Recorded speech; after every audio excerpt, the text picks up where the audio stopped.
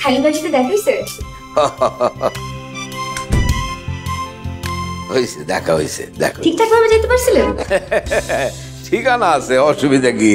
হ্যাঁ, তোমার আন্টি কোথায়? আন্টি রুম আমি ডেকে দিচ্ছি। দাও।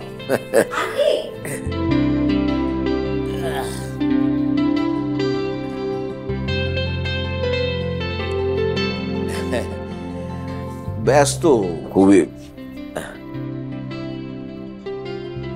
হ্যাঁ, অফিস কেমন দেখলেন?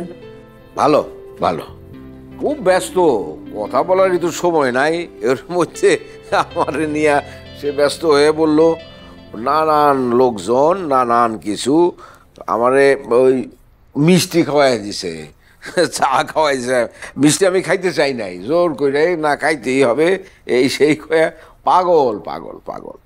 যাই হোক, বলছে তোমারে একদিন আমারে আর তোমারে নিয়া ঢাকা শহর ঘুরে বেড়াবে। আমি বললাম তোমার মা অসুস্থ, সে যাবে কেমন করে? এই বয়সে আর পারবা?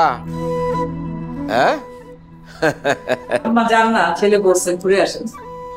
দেরি আছে, মানে আজকেই না, মানে বলছে যে জানাবে, নিয়ে যাবে, ব্যস্ত তো।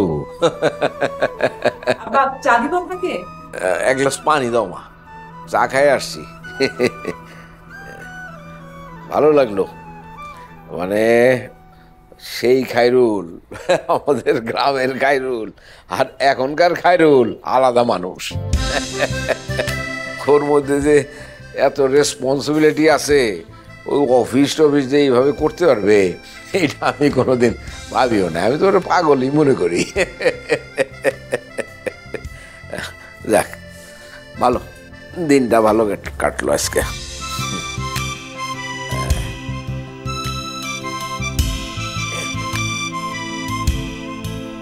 খাইতে কম নাই? হ্যাঁ, আমাকে আরেকবার নিয়ে যাবে কি? আচ্ছা, নিয়ে যাব নিয়ে যাব।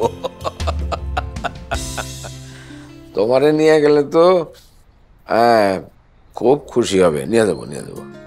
এই যে আমরা যেদিন ঘুরতে যাব সেদিন ওরে নিয়ে যাব। হ্যাঁ, নিয়ে যাব নিয়ে যাব।